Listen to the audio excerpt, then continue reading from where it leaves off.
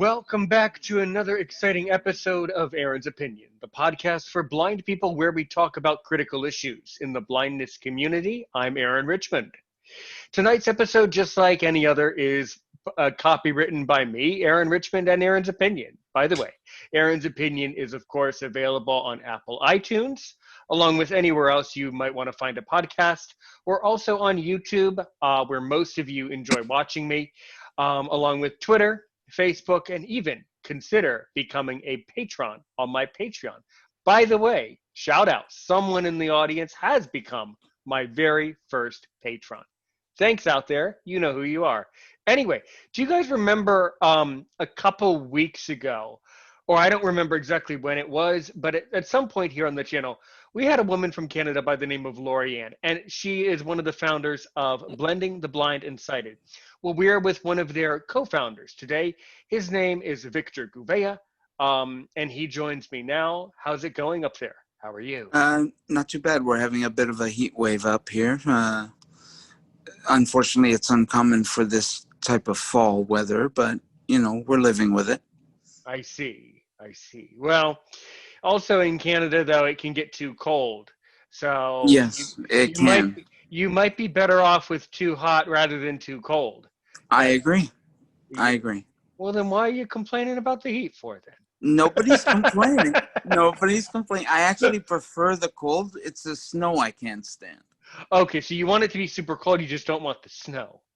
Right. Okay. It's the shoveling that makes me angry. Yeah, that always sets me off too. But then again, yeah. I'm American. I've never been to Canada. I should not start complaining about shoveling snow. I'm not going to, because I don't know what that's like. So yeah. Well, anyway, let's dig into it. So, Victor, you are blind. Were you, I like to ask people to talk about, some of their early experiences if you want, from growing up, maybe some interesting things that happened.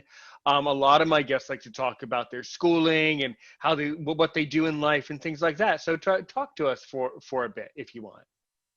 Well, I was originally born in Portugal, and I was brought to Canada by my parents with my little sister. And, basically, all of our growing up was done here in Canada. I consider myself a Canadian, even though I do have a Portuguese passport. Having said that, school, preschool, high school, college was all in Canada. And I actually can't picture myself living anywhere else. And Toronto has been my home for, 48 years. Yeah. I was born sighted. I was sighted, except I used to wear, they did some operations on me when I was 2, and they screwed that up royally. And at that point, I started having to wear Coke bottle glasses. I'm not sure if you're familiar with that. But basically, they were glasses where the lenses were roughly about an inch thick. And as time progressed and I grew up, the lenses got thinner and thinner with the advancement of technology and all that nifty stuff. And then in 2002, I started to feel headaches. I couldn't understand what they were. At the time, I was planning my wedding to my current wife. And unfortunately, I just attributed it to that, stress, headaches. And so on April 6th, we got married. That night, on the April 6th, we decided to take her family, who was in from out of town, such as the UK and California, down to Niagara Falls to see the sights. And while we were sleeping in our hotel room, I couldn't get any sleep that night. Suffice it to say, when we woke up, or when my wife woke up, I told her we have to go back and we have to go see a doctor. And sure enough, we came back, went to the hospital, and at that point, I found out that the pressure in my left eye was 78, and Ooh the la, pressure, 78? yes, Ooh la la. Are you what? Okay. Yes. Sorry for the interjection. Didn't mean to surprise you. So as I said, I have glaucoma. Um, I know. and Yeah. for and just for the recording, yeah. Sometimes I introduce myself. I like to introduce myself before I push record because people should know who they're talking to. True Um, that. Yeah. to make a long story longer, I live with my parents and brother. I am now determined to ask my mother what the highest pressure ever in my eyes was. So basically, guys, when the pressure in the back of the eye gets too out of control, you develop, well, the answer is many different problems. One of them is glaucoma, among with probably many others. But 78, wow. Uh, And 53 in the right eye. Okay, well, the 78 is 53. It's craziness. Yeah. Okay, Yeah. yeah. So then what? But unfortunately, because of that, I developed diabetic retinopathy. Oh, And then from April 6th, April 7th to December, I started to lose my sight amongst various operations and laser treatments. And well, it wasn't, they put a shunt in my left eye. Um, the going rumor is that once you put a shunt in your eye, you're going to go blind no matter what. But at that point, we were trying to can you save whatever remind vision. can you remind the listener what a shunt is? You said. A shunt is essentially a little tube that they place in the back of your eye that drains the pressure. And the pressure did come down. However, it didn't come down fast enough, and all the work was for naught. And I went blind anyway in my left eye. And about a month after that, my daughter was born in May, and uh, uh, a cute story actually. My one time I was putting my daughter to sleep, and I was rocking her in my arms, and I could still see some light at the time. And I went over to the curtains and went to close them. Uh, and I just happened to look down at my daughter's face, and for a couple of seconds, her face became clear as crystal. And I was able to see her face for that 1 second before I closed the drapes. And that was the first and last time I ever saw anything. Huh. And she was smiling too in her dreams. Wow. That's So it interesting. was an interesting time to say the least. Suffice it to say, I went through a lot of emotions that year. Yeah. And then what? And then, well, I started to waffle around. I kind of, for lack of a better term, uh, I kind of cheated myself out of a promising career and other things because I told myself I don't want to do anything major because I'm waiting to see what my final sight would be.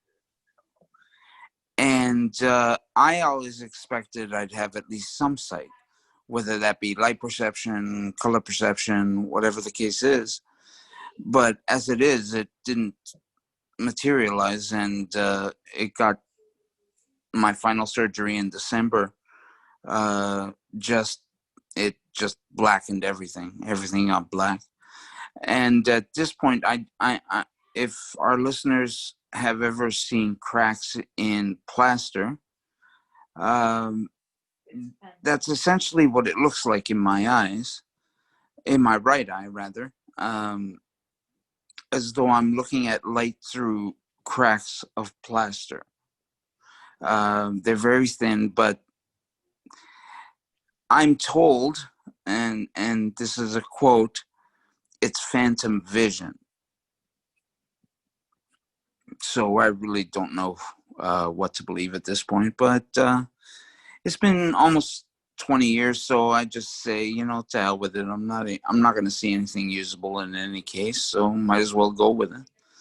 And like I said, I could have had the O&M training, and I could have had rehabilitation back then, which is offered here where I live for free through the Canadian National Institute for the Blind.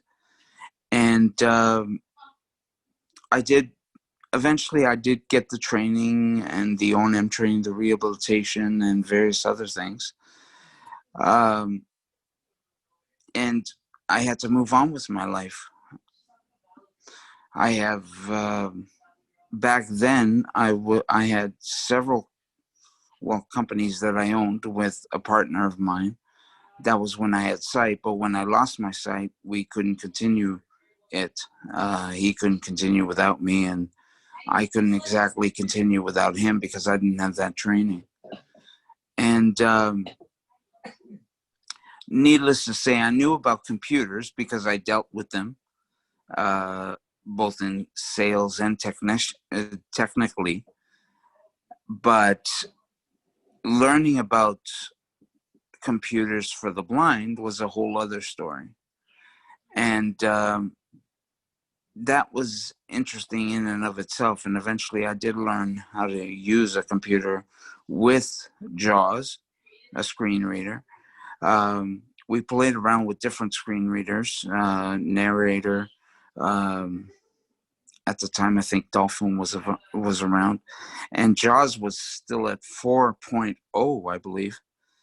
No, I'm sorry, 3.11, I think it was back then. But yeah, I mean, I've been using JAWS for a while and never looked back. I've never really wanted to change. I mean, since then, I've learned to use NVDA and Narrator and different other things, mainly because I also train people in that sort of stuff. And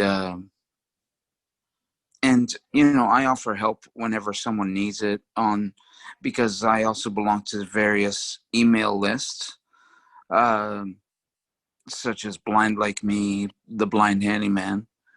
And actually those two groups, email groups, are instrumental in getting me out of my deep depression, because they helped me realize that just because I was blind, there was a lot more I could do. I didn't have to just sit and wallow in misery. And needless to say, I started trying a few little things and here and there. And eventually I got to where I am today, which is, alive. So. Well, good. I think, I've been doing this, well, for one thing. So, a little bit more about kind of where I'm coming from and, how I got into this, YouTube business and podcasting thing. And I'll tell you, my academic background is in the field of international relations. Mhm. And after I graduated from my university, I needed to start working. And I'm someone who loves to talk to people. I love having conversations and using my voice to tell stories. Well, that's kind of what teaching is. So for the past 5 years, I've been working for Company X as an online English teacher, teaching English as a second language. Right. Which is really critical and very, very interesting.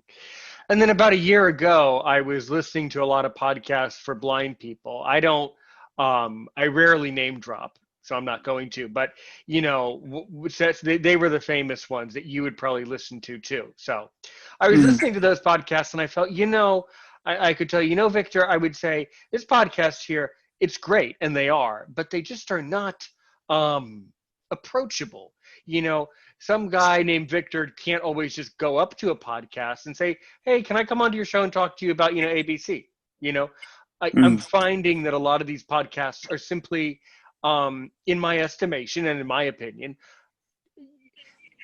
kind of too busy and just overwhelmed with the traffic and the results that they're getting. And they, in truth, would they like to be able to have more guests? They probably would, but I don't have time to wait around for stuff like that. So I have a lot of opinions. I love talking and I love to complain and I love to educate people. So I thought, well, how about I just talk to myself and see how it goes, right? If you have complaints, complain to yourself, right? Right. So that's what I started doing, and I started doing monologues where I would go around the various blind groups that were on Facebook, and each time someone asked a question, I would make a point of answering it. And then I discovered, wait a minute, these people are listening to my responses. And then slowly those people grow into guests. And then those guests, kind of motivate the show and get the momentum going. And then I got into Sure. iTunes and then YouTube and then learned how to do the video shows. And, now it's, now I'm, talking to people all over the world that I never would think I would ever talk to. Even people who are sighted, people in all sorts of industries. Um, Right. so that's, how I got into this. And I notice that, a lot of people who become blind later in life have to go through this whole transition, a transition to which I cannot possibly understand because I was born blind. All the surgeries I went through were surgeries when I was a baby. So, Right. it's not, I, on one hand, I do understand, and on the other, I can never understand that. So I'm really glad that you are, helping people so exactly, how do you spend your time every day? I mean, you've kind of alluded to some of the teaching you do maybe, but what types of businesses do you do, and how do you help others and stuff like that? Well, I used to be in back when I was sighted. I used to have a used clothing business where we got clothes from the Salvation Army and shipped them out to Africa, and they Great. would get sold there as used clothing. Um, we also did Intellicast Fidelity Investment Group, which was essentially a business for real estate and various other holdings. And unfortunately, those couldn't continue.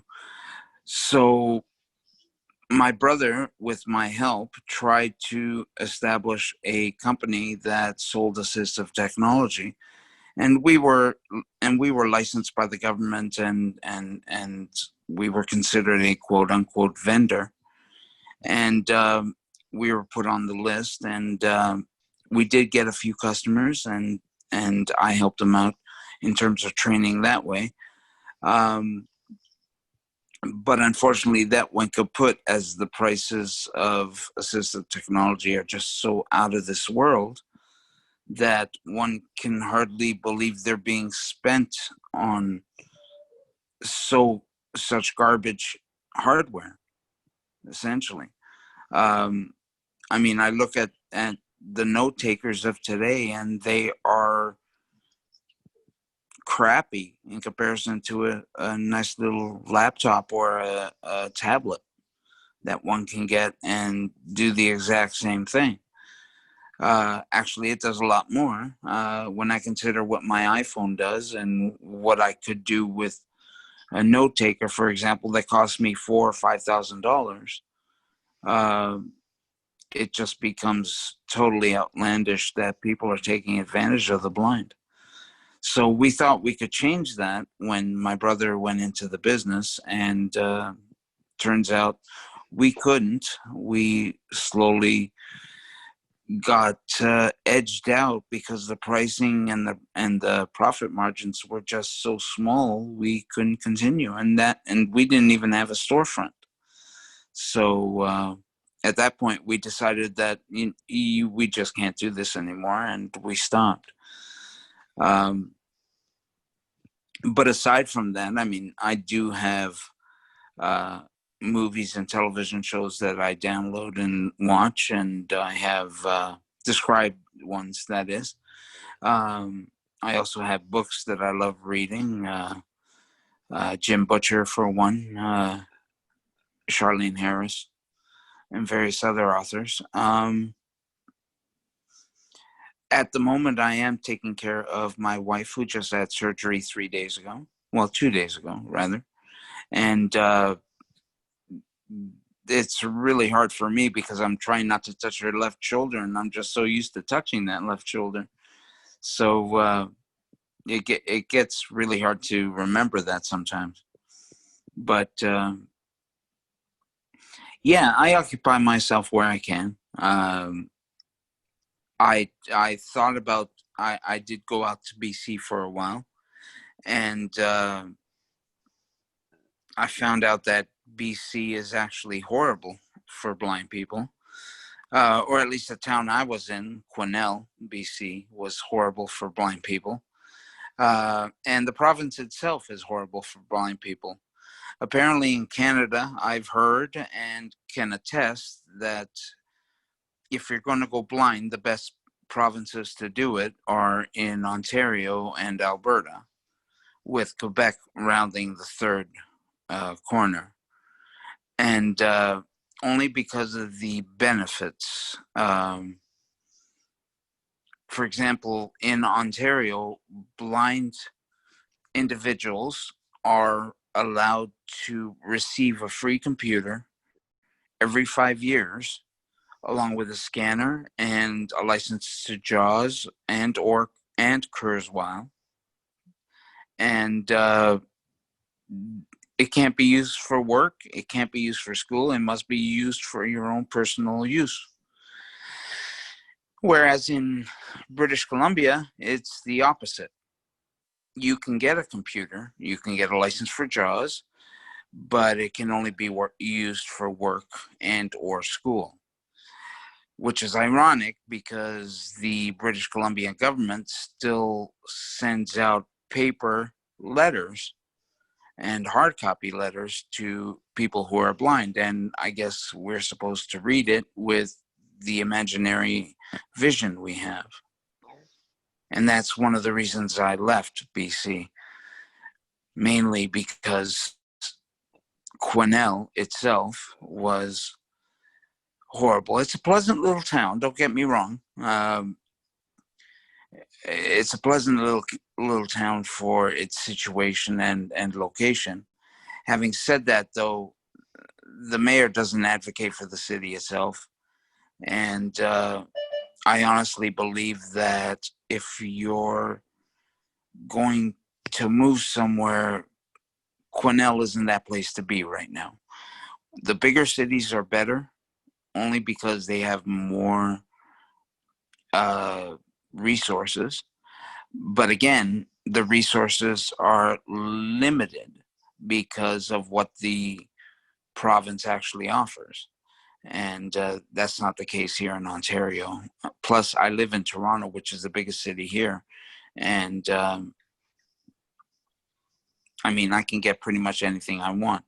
Transit runs 24 hours a day, 7 days a week, regardless of holidays. And in Quesnel, that wasn't the case because transit stops at 9 o'clock and 6 o'clock on the weekends and doesn't even run on Sundays. And it was really hard to get around there. Not to mention, they don't feel that they have to finish their sidewalks, which is stupid in and of itself because they guess they don't feel blind people or other people need to walk. They feel, which is one of the theories that I brought up with Lori at the time, was that Quesnel is made for people who can drive and who have a car, which is not blind people, at least not yet. But having said that, it's a quaint little town. Well, they call it a city, but like I said, moving from a 3 million people to a 23,000 people town is kind of weird for me. Not to mention the lack of resources was unbearable. But yeah, I was listening to your interview with Lori, and I thought, I should contact Aaron and offer to interview him or with him and answer some of his questions, because I noticed that Lori didn't have the answers to them. For example, the tribunal question, if you recall. Well, I that is fine. No worries. Yeah. Well, first of all, I mean, none of this stuff surprises me. I mean, I think the same is very accurate in the states too. On my side of the border, Mhm. no pun intended, by the way. You know, yeah. I mean, generally the services are better in the major cities, but in general, people have to fight for services in the major cities. Yeah. So it's like, you know, there's problems really everywhere. Well, Um, not so much in Ontario and Toronto itself. well, good. Well, I good. mean, I have to say, I mean, getting a computer for my own personal use is fairly easy. Every 5 years, I go to what's called an ADP authorizer, and they authorize me for a computer. And I can either get one through one of their vendors, they've actually changed the policy, or I can buy one on my own and get reimbursed up to a certain amount of money, which is, I believe now it's $1,200 at this point. Whereas before, it used to be, back when my brother was in business, the computer amount used to be upwards of $3,500. So that kind of has to tell you where technology is going these days. Um, it didn't matter what you bought, whether it was a Mac or a PC. We always got got the computer every 5 years, regardless if you needed it or not. And that also came with the rest of the assistive technology, with a braille display, a braille printer, note taker. Sorry, my dog is whining in the background. No Um, worries. yeah, sorry about that. No worries.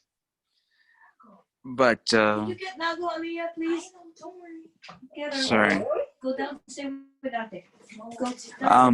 So You're gonna go out. yeah, the technology was just so expensive, and that's offered by the government here, whereas the government in other provinces don't actually offer that sort of benefit to any blind people. Uh, Okay. So the impression that you're giving about Canada is that the services range heavily from province to province, yes, similarly it to would how seem it that is. way. Right, it seems like that. So similar to the states. So some states in America are a lot better and others are a lot worse. But Right. either way, it's hard to be a blind person in America or Canada. Well, I So, have to say that yeah. that seems like it's going to be changing fairly soon, because they recently came up with a federal act, the Accessible Canadians Act, Good. or Accessibility for Canadians Act, and that is supposed to trump all provincial legislation, which should impact a lot of provinces and blind people everywhere. Well, that would be good. We have an act that is similar in the United States. Yes, However, it does not solve all of the problems, and the act is quite old and needs to be revised. So I know that agree. although that's the right step, legislation doesn't solve all the problems. Agree. It just creates legislation. Well, I advocacy helps. that precisely podcasting helps. Coming onto Yes, people's podcasts and having conversations where we're able to communicate what's going on, that definitely helps. right. Yes. And so what question did I ask about tribunals? Let's get Well, that you straight. said a friend of yours spoke about having tribunals in England. Ah, indeed. And I must have asked Lorianne something to the effect of, do you have such a thing in BC, I suppose. Okay, so Not just in BC, in not Canada. just in BC, but provincially. Right. We have provincial tribunals and federal tribunals. They're actually human rights tribunals, and it depends on which tribunal you actually apply to. The provincial one will handle your provincial human rights abuses, and the federal one will do ones that impact the federal government. not always do they mesh, but sometimes they do. And it always helps because one tribunal is much more popular than the other. So not popular in the sense that a lot of people like them. It's just a lot of things happen provincially that don't impact federal legislation. And as you guys have your civil liberties, so do we, and it's contained in the Charter of Rights and Freedoms, and all of that is kept in check by the various governments and provinces and even municipalities at some point. But yeah, essentially, like I said, I mean, in Ontario, it's much more advanced. I'm not sure if that's because there are many more blind people in Ontario. Laurie seems to think that it's because Ottawa is here, which is the Canadian capital of Canada, and she believes that Ontario should present itself as a wonderful province to live in, but I tend to disagree. I think we just know how to raise hell better. That's all. Right. Probably a lot of these, both are true. It might be better, or you might be able to raise hell better. But Right. either way, Mhm. I mean, none of this surprises me, and we don't really have the concept of tribunal in the United States.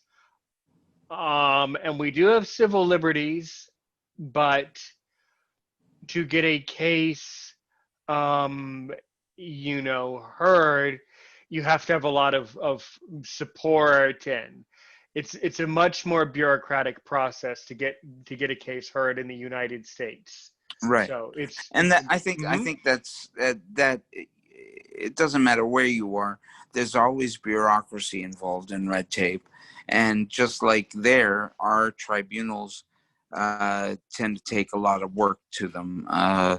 If you know the legal system, they can be kind of okay to deal with. However, most of the time, lawyers do get involved. They get their pound of flesh, and everybody has to get paid somehow, and fees have to be produced. And although in Ontario, I'm not sure how it is in British Columbia or other provinces, but in Ontario, people with disabilities are allowed have free filing fees.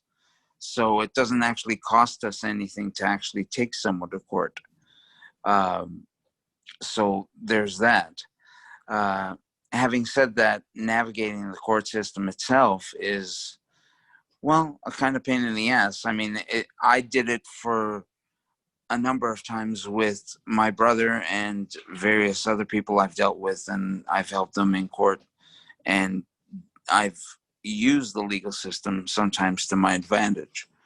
That's not to say I was always successful, but sometimes losses are better than wins, and we did manage to uh, come out ahead at the end, and that's what counted. I see. So basically, sometimes you have to be able to see the silver lining. Exactly. Okay. Exactly. That's exactly right.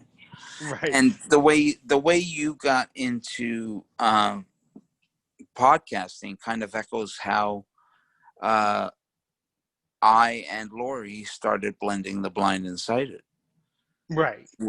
because Lori initially invited me to a game night on a sister uh, Facebook group called the Blind Lounge.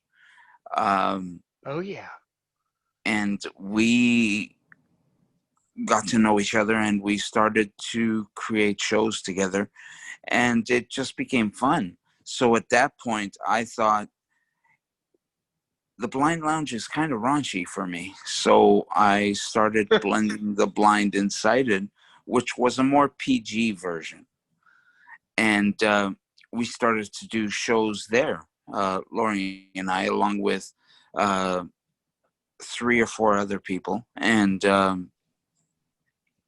at that point, creative differences got in the way, and it just came down to me, Lori, and Connie managing the group. And At that point, we started to do our own shows. Connie had her show, The Mixed Bag, on Sunday afternoons. And Lori and I were on our show, Let's Talk, which was held nightly. And we always had a range of guests and or participants. We always offered an open format where people could come on anywhere, anytime they wanted to air their grievances or rant or rave or even compliment someone. If they just needed to talk to us, they could do that too. But you're right. I mean, like other podcasts feel so formal and so uptight. And actually, actually, I am uptight and I am formal, but Well, that's I not what I've seen so far. well no, I mean, I am a very stern. I have a very stern disposition at times. I come across as someone who's a lot more intimidating than I may or may not be. I am formal, believe me. I do some vetting of guests. I do think about who I'm going to have on. This should never be taken lightly, not saying you were, but it should never be taken lightly guesting on anyone's podcast. I reach out to a lot of people. Some reach back.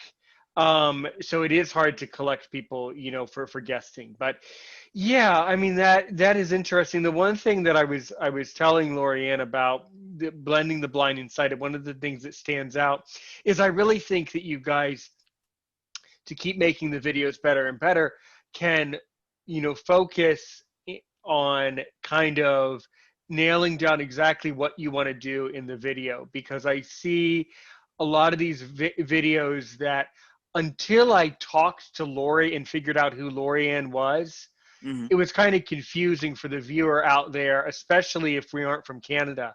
It's like we see these people. I wasn't entirely sure what you guys were doing. It was kind of confusing for a while until Lorianne explained it all.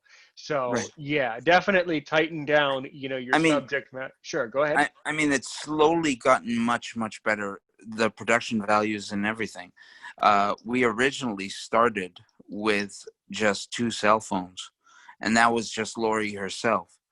Eventually, we graduated to a cell phone and a computer because she got to use her son's computer, which didn't happen all that much, but it happened, and we were able to do some wonderful things. She created the Blending the Blind and Sighted.com website all on her own.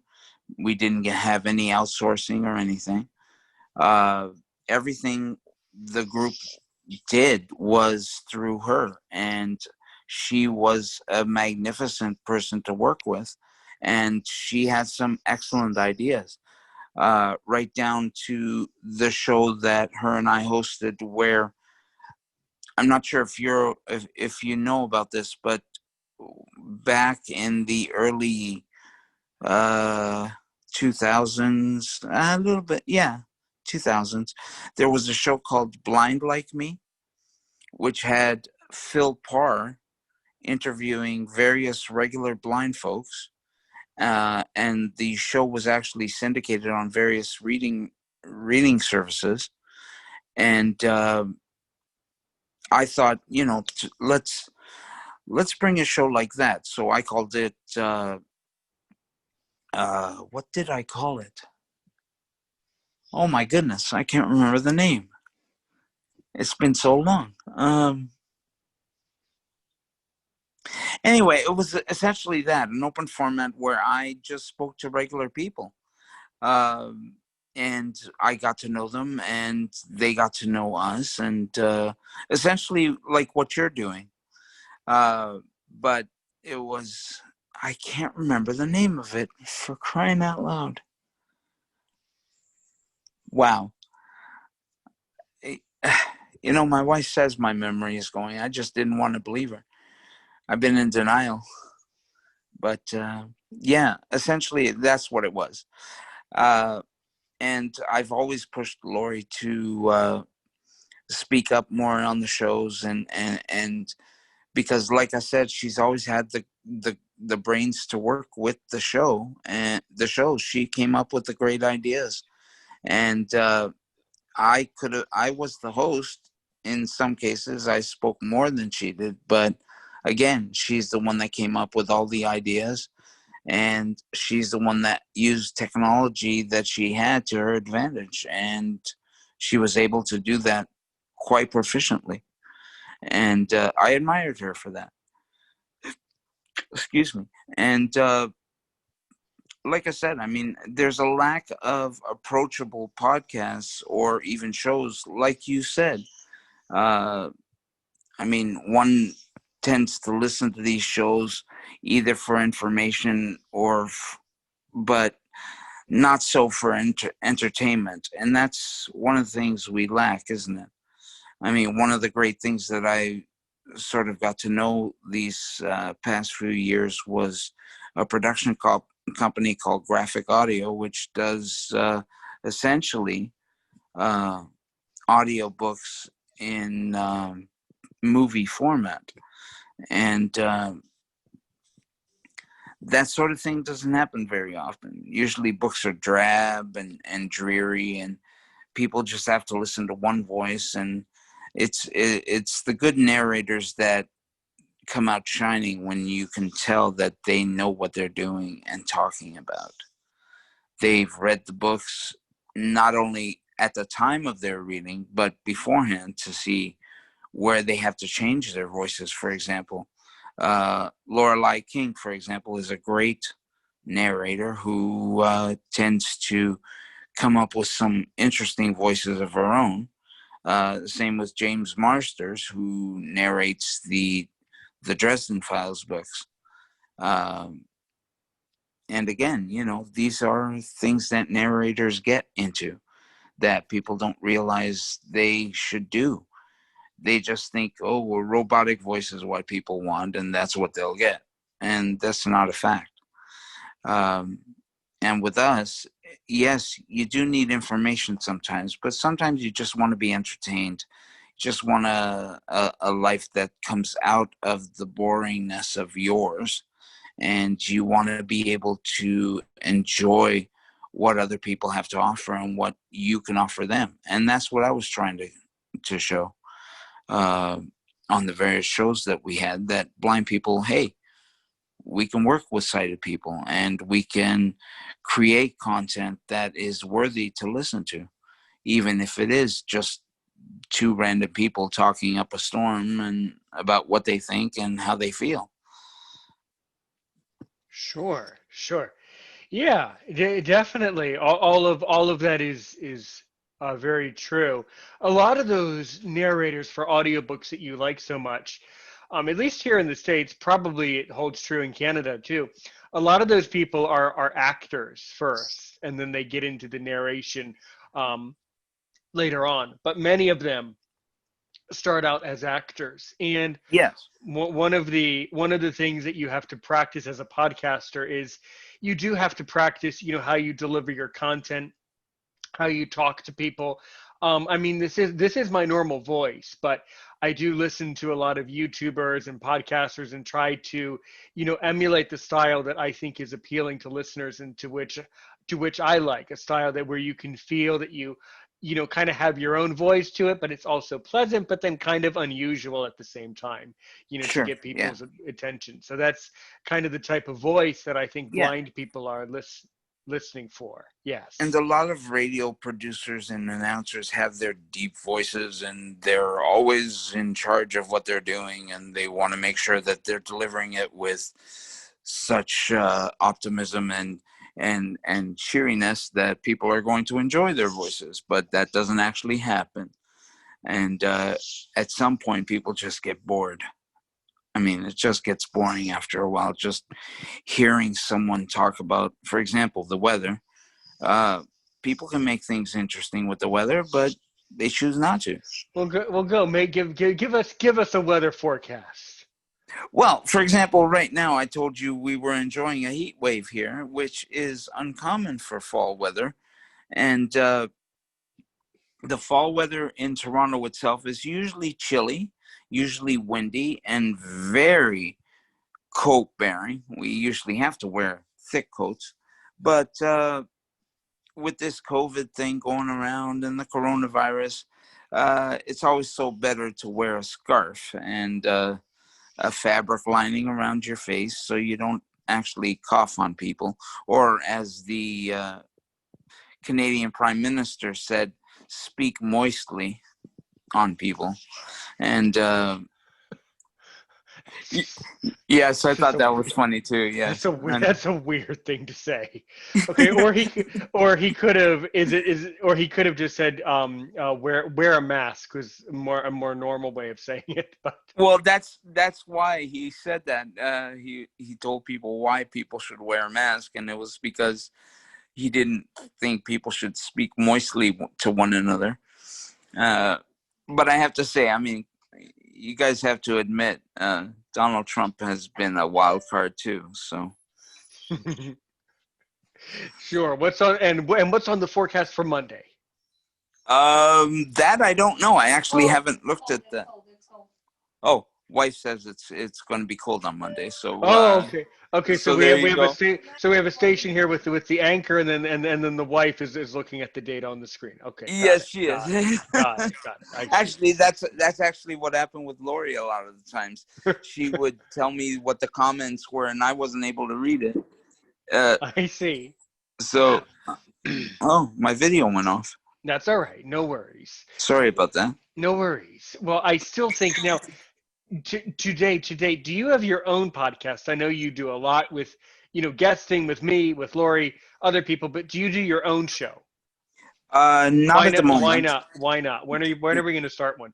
Because I love guesting on other people's shows. That's the only reason I'm asking, so I can guess with you. No, I understand. And actually, I don't have the hardware at the moment to do that.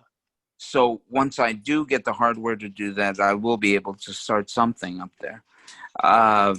But everything that was being done with Lori and with her phones and her computer, and we barely were able to keep up. She was controlling everything. All I did was simply talk. As much as I wanted, I mean, when I was here in Toronto, I was able to use the website StreamYard to host a lot of things. We also did a couple of shows on Zoom. Meet Me in the Middle. That's it. Okay. That's the show that I was doing. Meet Me in the Middle. By the way, it's kind of weird for me to just interject this, right? This does sound weird. So I'm a lot younger than you. I'm 29. So when you were saying early 2000s, I was, kind of in secondary school in those days. So I wouldn't have been listening to stuff. Yeah, I'm only 29 years old. So yeah. No. Even though they stopped running the show, they still kept it going in syndication on various reading stations across the country. Both, for example, ACB Radio, American Council of the Blind. They have a radio station, and they were playing it on a frequent basis, along with his other show, The Blind Handyman. And he would feature how to do things as a blind handyman, as a blind person, doing various hardware things and changing pipes and building stuff, and all with the blind in mind. And it was a great show, and I learned a lot from them. I even guested on a couple of their shows at various times. But it was shows like that I thought we were lacking. I mean, a lot of the shows out there are usually on bloody iPhones. People talking about iPhones or the Apple world. No one talks about the PC world. Nobody talks about well, if they do, they're usually talking about it from a sighted perspective as opposed to a blind perspective. In fact, if you want to get the blind perspective on any PC thing, you usually have to go to Freedom Scientific's monthly show. I forget what it's called offhand, but you listen like that, and it was people listen for information, but nobody listens for entertainment. And that's what we were trying to do with Blending the Blind and Sighted. And in fact, when I moved out to Quinnell for a while, we started What the Hell Quinnell, which was had dual purpose. One was to make change in the city, but also because we wanted to essentially snub our noses at another group called WTF Quinnell. Mm-hmm. And we wanted to show that we were better than they were. And we didn't quite get to the numbers they had. I mean, they had 13,000 people in their group, and we only had a couple of hundred. But I think it would have gone better. And we had a weekly show that was pre-recorded. We managed to tackle some interesting tidbits of information, money abuse, and various other things the mayor did or did not do. And like I said, I mean, that's why I'd like to think that people do these shows, is to make change, to help people understand who we are and who they are. And that's why I started the shows on Blending the Blind and Sighted, because they were supposed to tell everybody, well, here we are, and come meet us. Awesome. Great. So, we come to this part of the show where I feel like I've asked a lot of questions. You've done a great job. I always like to really put guests on the spot a little bit at the end of every show, just to make you sweat a little bit. If it isn't hot enough outside already, Mm-hmm. if you could ask me only one question, what do you really want to know about me? Oh, I could ask you many questions. Oh, go. Oh, yeah, no. I mean, have you always had glaucoma? Yes. Since you were a young age? Born. I see. And how high did your pressures go? That I don't know. That's why I reacted in such an animated way to you saying 78. I'll have to check Right. to see if my pressure ever hit 78. I will ask my parents about that. If either one of my eyes ever hit 78. I've never Right. even heard of that in my life. Mm-hmm.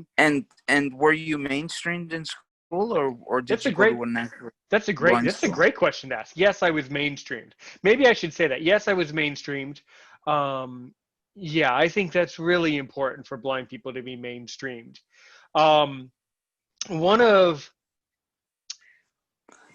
One of my other followers of this podcast, he's a fellow Canadian, and he went to a school for the blind. I'm not going to say what it's called. Please do not say what it's called. You're going to know why in a minute. And there is currently apparently some sort of a lawsuit because there was a lot of abuse at this particular school apparently, and he's been on my show many times to tell me all about it. So by no means am I saying that if you go to a school for the blind you're going to be abused. No, I am not saying that. What I'm saying is that oftentimes when you get people into a group, into an institutional setting, there's always some side effects of that you have to be aware of. So Well, yeah.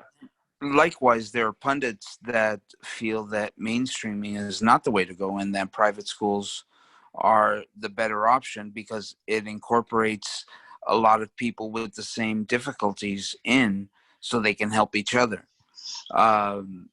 Like you say, I mean, there are schools out there that have their own problems. For example, one of the major problems up here was a Catholic school for boys, and apparently there was problems there. And I find that's happening a lot of places. A lot of schools, you tend to find out various things, and it's going to happen no matter where you live. I mean, heck, you have all those mass shootings down there in some of your schools, Columbine to name a few. And these are things that happen no matter where you live. It's a possibility that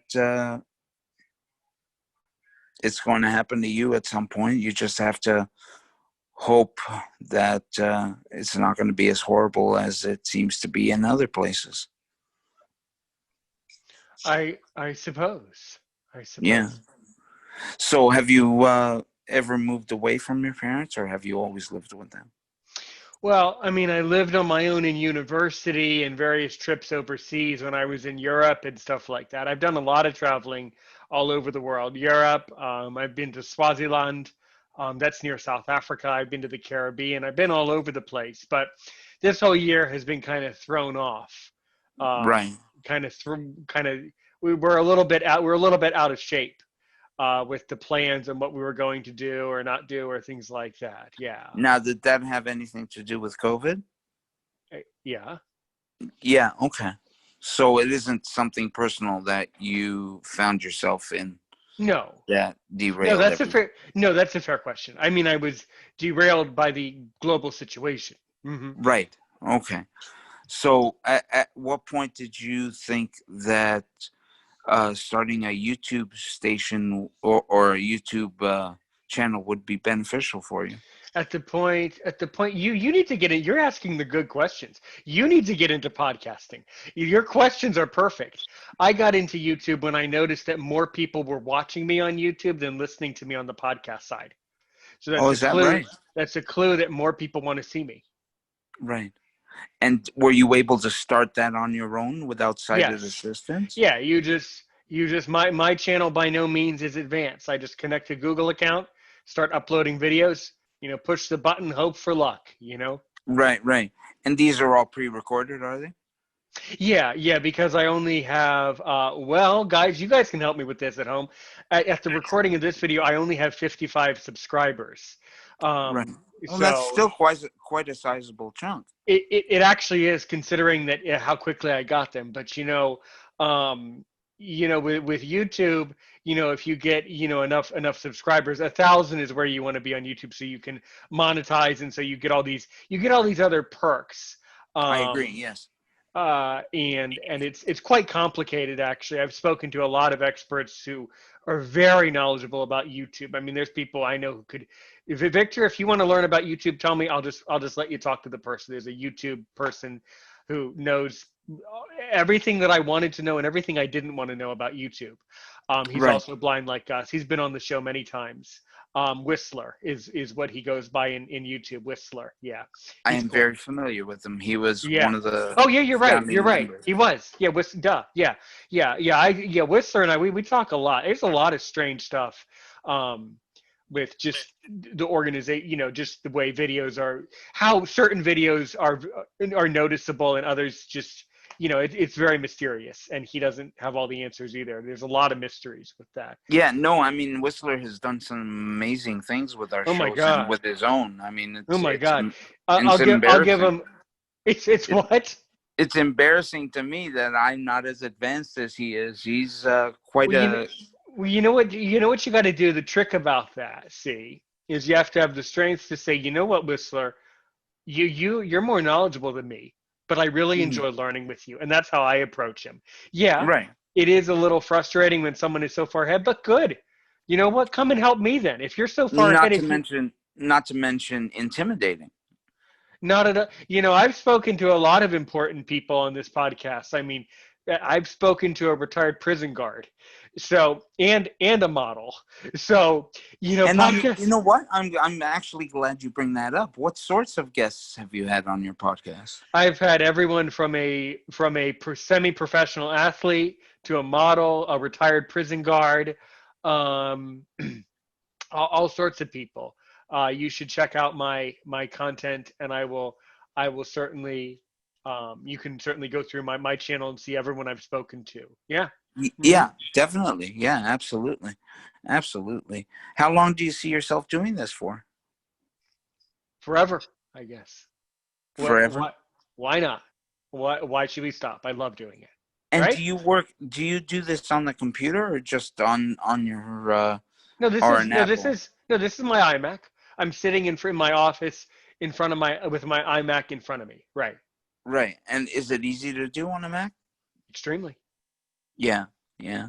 With the PC it's not as straightforward, unfortunately. We have to deal with various software solutions Right. like ODB and StreamYard and Zoom, for example, what I found the easiest to use. I actually did all of my interviews for Meet Me in the Middle on Zoom, and on top of being live, they were recorded as well, so I could upload them to our podcast, Blending the Blind and Sighted, which we also had at this time. And it was, like I said, Lori did most of the work, uploading it and everything else. And sure, I pitched some good ideas to her, but at the end of the day, she's the one who realized what was going on with the shows and how to create the shows and where the intros should go. And I gave her ideas on the intros and what should be included a couple of times, but for the most part, it was her that did it all. And I think she's going to take that channel far. I think she's going to take that channel really far. And What the Hell Quinnell as well. And other channels she might decide to go with. And I see that happening for her very soon. Cool, man. Cool. You know what? You did a magnificent job, if I say so myself. Everybody, I know we're going to have Victor on here as much as Victor wants to be on this thing. Let me end the episode. Let me tell you about a couple other things. Let's end this episode right here. And don't hang up for 1 second. I got to tell you something else. But sure. Everybody, that was a great episode of Aaron's Opinion. Hope you enjoyed that one. If you want to tell me that I'm a great person and you just love listening to me, thank you so much. You can send me an email, aaronsopinion6@gmail.com. Or you could even tell me that I'm a horrible person, which is fine. You can tell me.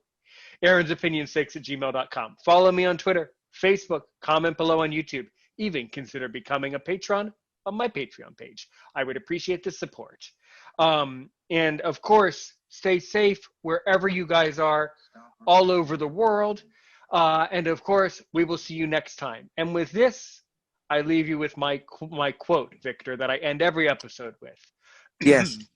Which is, Lorianne told you, I guess, which is, help one person today, help 1 million people tomorrow.